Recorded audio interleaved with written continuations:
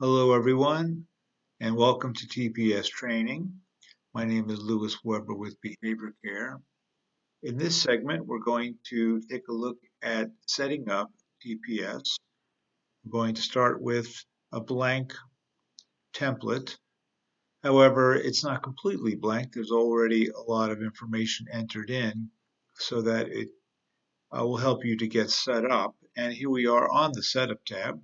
We're going to look at some of the data entry here. I should say the fields that you'll be entering information in. We'll be looking at setup 2, we'll be looking at datasheet 1, and of course we're looking at the data entry tab where you will be entering your TPS ratings. So setup establishes default conditions for TPS, and as I had just noted, a lot of stuff is already entered in here. We're not going to spend any time on this right now in terms of deciding what these actions are going to be and these codes and so forth. I want to be able to get you quickly set up for TPS data collection, and we'll review some of these other things at another time. The most important thing you do on this page right here is to enter the recording periods, which will be a default for all the students in your TPS file. So let's say you're going to have TPS and you'll be recording data for more than a few students in your class, more than one or two students. And so if you enter your recording periods here, it establishes the entire file with those recording periods. And I'm going to show you what I'm talking about with that in just a second. So let's go ahead and enter it in.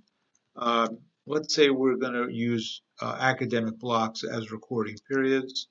So maybe arrival, and let's say the student then goes into math, and maybe ELA 1 and ELA 2, and then lunch, and then recess, and let's go to specials,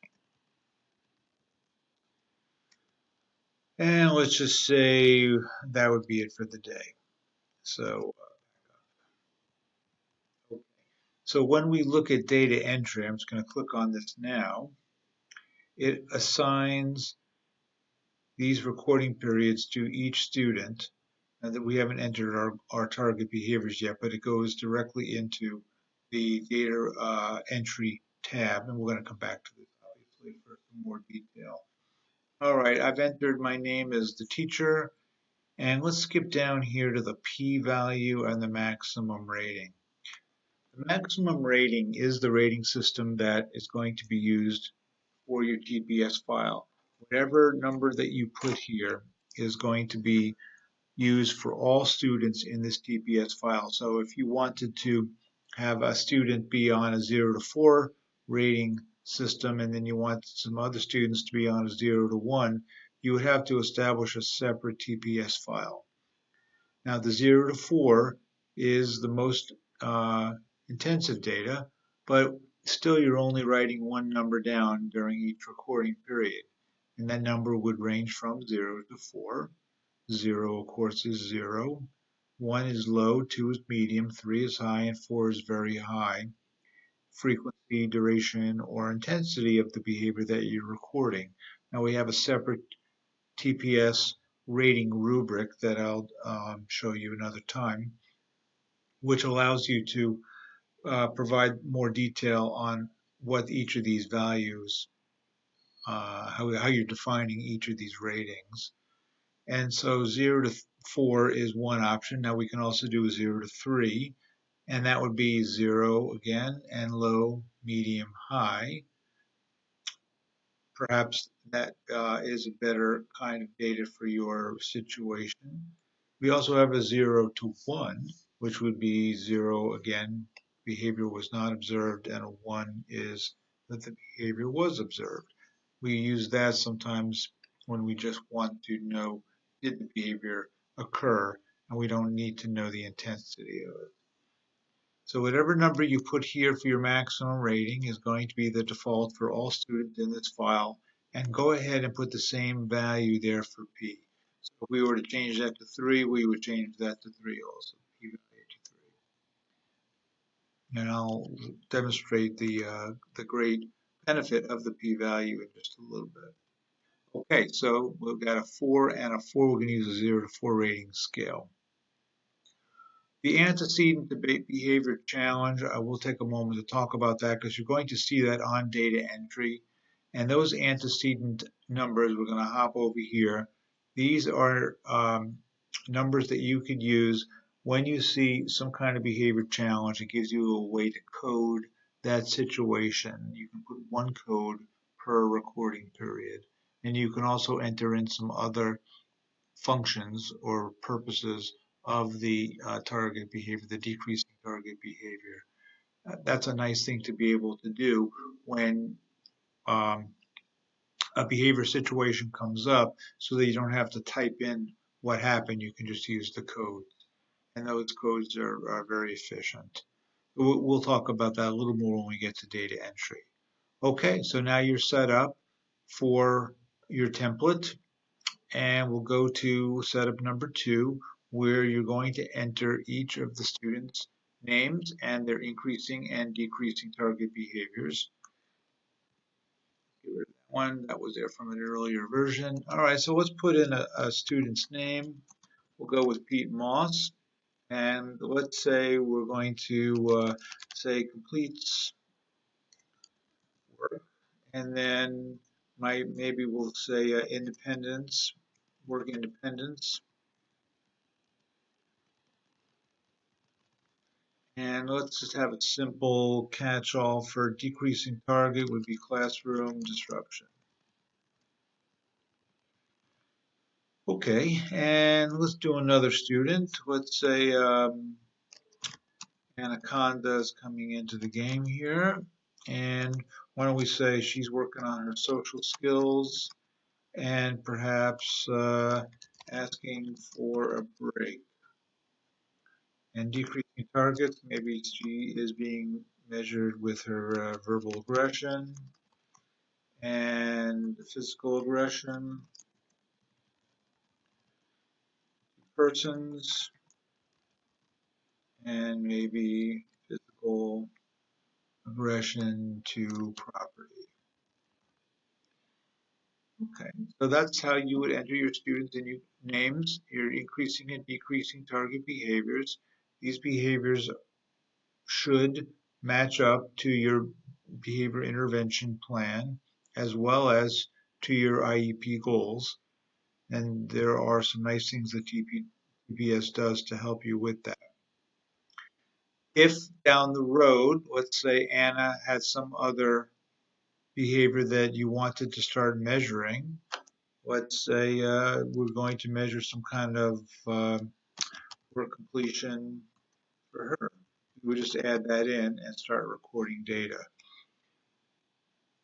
Once you've entered an increasing or decreasing target behavior and have started to collect data, you can't move these things around because uh, TPS is expecting data to be associated with social skills in the data entry tab, which we're going to go over in a second. So if you do change it because you don't want to measure it anymore, just use a fresh slot uh, to add another increasing or decreasing target behavior.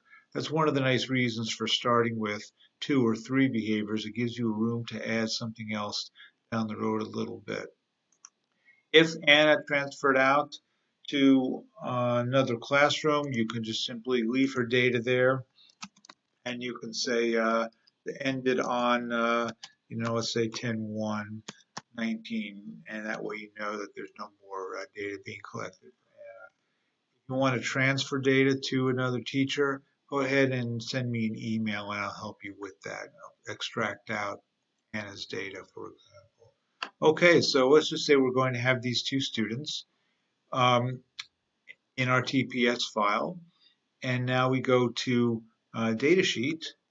And let's make this a little bit smaller so you can see what's going on here. We have student 1, student 2 is Anna, and that's all we have right now. And what I'll do here is enter Monday's date. Now this is the first day of school, so I would put 8/12, and you can see what it does we'll make that a little bit bigger so you can see it. Let me point that out. When you have this kind of hashtag thing going on, that's because the resolution of the screen can't show all the data. So just make it a little bit bigger and you'll be able to see. Wednesday is a big name, so it takes up most of this room. I try to maximize the font size, the type size, wherever possible. And if the screen gets too small, it can't, it doesn't have enough resolution to show the word. So you can always just make it a little bit larger, make sure it's playing properly. So what you'll see here is I've entered 812 and it assigns these dates. And you can also see I'm not recording data on the third and fourth increasing target and 2 through 4 decreasing targets. And TPS puts X's into these cells because it makes it easier for teachers to know where they do need to enter data, and so the ones without the X's, obviously. And we don't have anything for the ninth and 10th academic block or recording period. Um, and so those are also X'd out. We can see we're doing a 0 to 4. And we're going to go over what the N means in just a little bit, but the X's right now are not used, are indicating cells that are not used. Now, when you go to print this, you'll see here that there are 12 possible pages of data sheets, and we don't want all 12. And so I'm going to put, I only want one to page 2. Because I only have 2 students in the file. If you don't enter anything here, you'll get all 12 pages. So know that.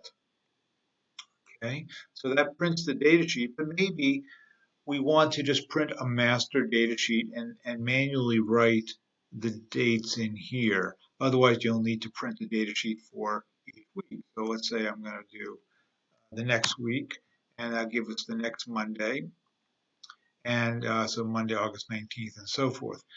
But that is just one of 2 options you can do. You can have these dates printed, or if you want to just do a master data sheet without dates, you put an N there, and that makes the dates go away. So that way, when you print them, it will be printed without those dates, and you can make a bunch of copies for it and for each student. It makes things a little bit easier. You decide if you want to print your data sheet with the dates entered or the dates not entered. We have some other data sheets. We're not going to go over those other data sheets right now.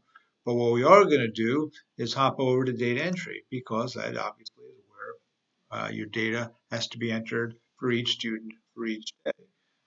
Okay, I'm going to make this a little bit smaller so you can see the entire recording area. And so here is the recording section for each day. And you can see I've already entered in the dates, or TPS has those dates pre-entered.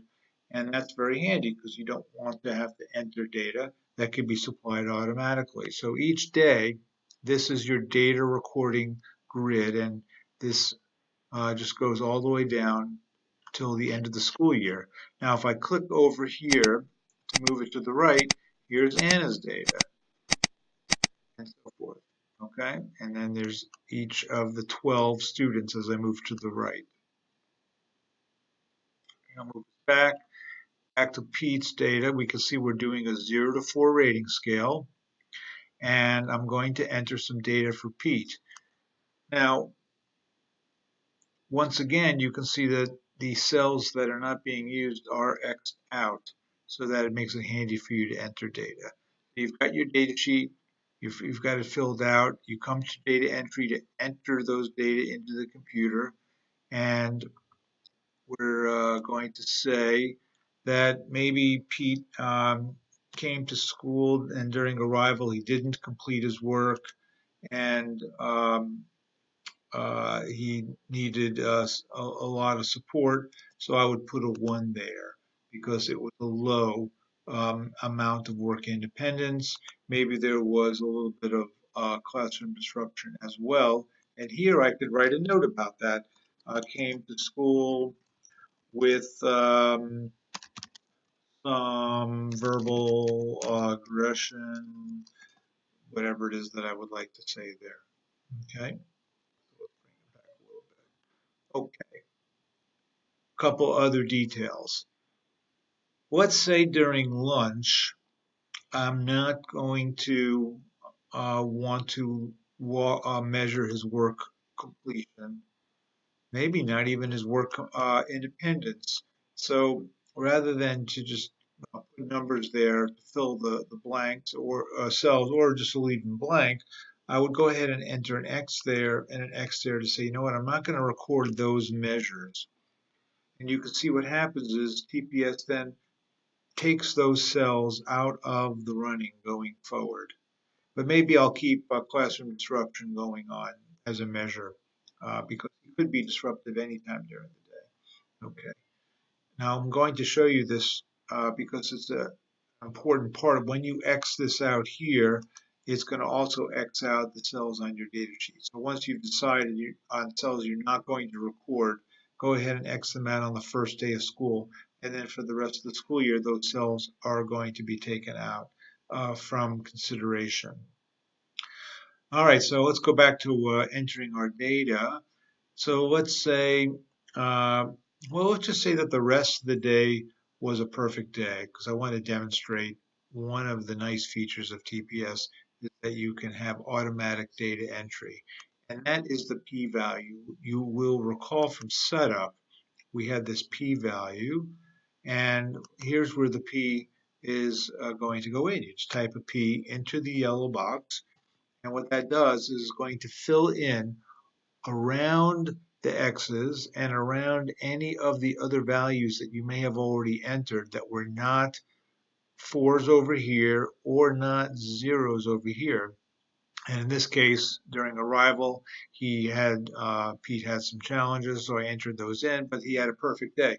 So when I enter the P, it's going to fill in all of the other values with fours here and zeros here. So that makes it very efficient.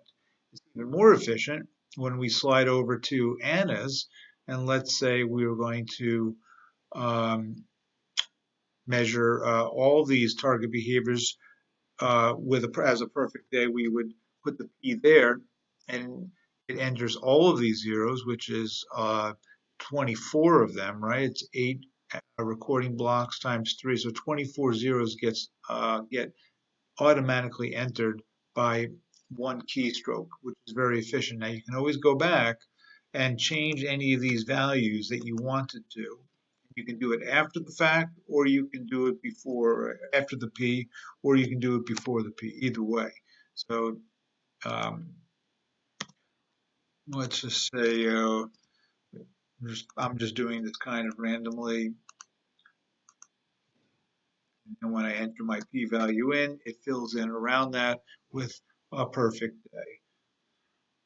So that's some very a very nice, very efficient way of entering data is to use the P. And please take advantage of that. So you don't have to fill in each of these cells when the value is going to be the maximum value. Now, if it was a 0 to 3, then the p-value would have been set up as a 3, and you would see a bunch of 3s here instead of 4s. Now, one thing, I think I mentioned this before, but I want to mention it again. You have to have all of the students in your TPS file be using the same system. So I've set this one up as 0 to 4, so all students in this TPS file need to be recorded as with a 0 to 4 rating scale. If you wanted to have a 0 to 1 recording scale for a student, you would start another TPS file and have the um, student's data entered into that file. Okay, a couple other details here. We have this N, which is not available. So let's say on 13th, he comes to school late and he comes in during ELA. Now, if I'm using the P, it's going to enter data in to those cells. So then well, he wasn't here. So that's one thing I need to take into account. And also, if I leave them blank, then the question is, um, what did Pete? Did I forget to enter data for Pete, or did Pete come in and it was not available? So what we do is we have the N. N is the not available. So what I would do is I would put an N there, and let's say also during math because he was not available. So that way, when I go to the P, it's going to leave those N's there, and we can say, even if we wanted to, we can put went to the dentist. Okay, so enter the N's for that day only when data are not available. Now the X's are used when data are not going to be, or cells are not going to be used going forward from that day on. The N is when data are not available on a particular day, so they don't carry forward. Again, I had put a note here, went to the dentist. You can put any note that you want for each recording period. So if something happened, let's say during specials, we can say transition was challenging, or whatever it is that we were going to say. And here is where we can put an overall note for the day. We can say, let's just say overall, good day. Some issues with here. Please send some more snacks. Okay. That note is not relating to any particular academic block, and so it's a home note for the parent. And let's go ahead and take a look at the home note at this point. Here is Pete's home note, and I'm going to make it a little bit smaller. And these home notes are stacked up vertically. So here's Pete's, here's Anna's, and when we go to print them, if we're going to print them, it's one um, note per page, fills up the whole page. There's a note for Anna and so forth. So again, we want to make sure we're only printing the notes that we need. All right, so let's take a look at this a little bit more closely. We can see we've got the scale here, and what is going on here is that the numbers on this increasing targets are converted into upward pointing arrows, and the decreasing targets are converted into, well, downward pointing arrows.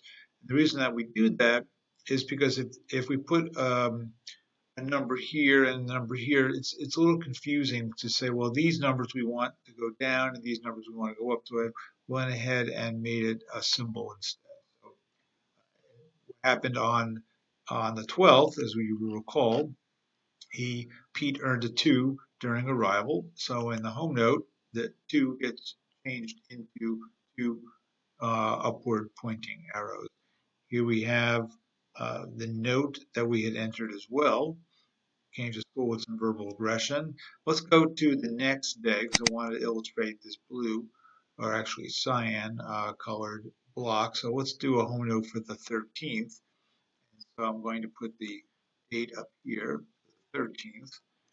And that will update the home note with Pete's data. You can see they're filled squares, which means no available data.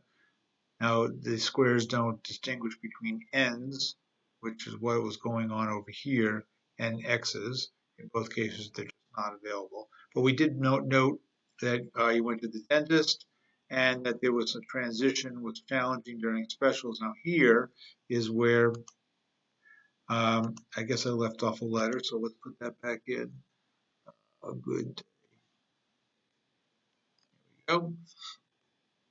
So let's go back to our home note, and overall a good day, some issues with the peer, please send some more facts. And that gets to be put in the data or the information that I put in that cyan block is shown over here. Now let's take a look at what's going on here. Pete had a perfect day, so he had 100% for each of the increasing targets and 0% for the decreasing targets. Let's go back to the 12th because there was a little bit more variation in the data. And he had, and that on that day, 93%. Let's make that smaller so you can see it. 93% of all the possible rating points. If Pete got all fours, he would have gotten 100%. That's how it works. So goal is 100% on the increasing targets. We want to see all zeros over here for the decreasing targets. Pete got a 1 during arrival, so it gave him 3% for the day. And that gets shown in this graph right here. Now, we can send this to the parent. Sometimes it's more convenient to email. And so what you can do is click on this email. What that's doing is just copying the home note. And then when you go to Outlook, you can go paste as picture. And the paste as picture is important. If you paste it by just clicking the paste icon, it will paste it as an Excel um, file page. So we want to paste as a picture. That's very important. If you just use the paste button, it will paste the Excel tab and the formatting will not be correct. So we paste as a picture, submenu in the paste um, uh, icon in Outlook, something you'll need to take a look at. Okay, so that completes the setup and initial data collection, data sheet, and the home note. We'll just point out one other thing. The weekly home note is going to also be a nice option for you. And that will be a very similar presentation to your daily home note. It won't have the daily graphs, but it does produce a nice weekly home note with all of the notes and with all of the icons. Make that just a little bit bigger so you can see it will register properly. And when you go to print it, again, you have your 12 pages, so make sure you are printing the pages that you want. And you can also email it, which again, this only copies the page. Then in Outlook, you could do a paste as picture and send the weekly home note to the parent on Friday or even on Monday, the prior week. One more thing I want to talk about before we put the bookmark in the training is this antecedent to behavior challenge. I did mention it when we were looking at setup. These are the different codes that we could use. Let's say that a teacher's request for compliance was the antecedent for some challenging behavior. That's code number 4. So let's say over here, when Pete was asked to comply with the teacher's request, he had some classroom disruption. We can put the antecedent code right there. And that's a nice way to record some additional information on top of the notes that you've entered right here. Okay, let's do that. Let's take a break. Let's put a bookmark in the training. We've covered setup, setup 2, home note daily, home note weekly, and the data sheet 1. So hopefully with this information, you'll be able to get TPS data being collected for your students. Thank you for participating in this training. Again, my name is Lewis Weber with Behavior Care. Thank you very much.